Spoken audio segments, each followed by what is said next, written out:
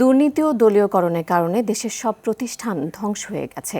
এই অবস্থা থেকে ঘুরে দাঁড়ানোই বিএনপির বড় চ্যালেঞ্জ বলে মন্তব্য করেছেন প্রধানমন্ত্রীর রাজনৈতিক উপদেষ্টা নজরুল ইসলাম খান। রাজধানীর তেজগাঁওয়ে ডিবেট ফর ডেমোক্রেসি আয়োজিত বিতর্ক প্রতিযোগিতার পুরস্কার বিতরণী অনুষ্ঠানে তিনি এসব কথা বলেন। নজরুল ইসলাম খান আরও বলেন, জনসংখ্যাকে জনসম্পদে রূপান্তর করতে পারলে বাংলাদেশকে পৃথিবীর অন্যতম ধনী দেশ হিসেবে প্রতিষ্ঠা করা সম্ভব।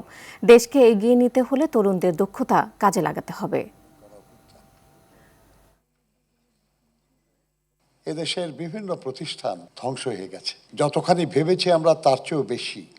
দলীয়করণ, আত্মীয়করণ, দুর্নীতি, অনাচার, অযোগ্য মানুষদেরকে দায়িত্বে দেওয়া, এই সব কিছু মিলিয়েই এই সর্বনাশটা হয়েছে।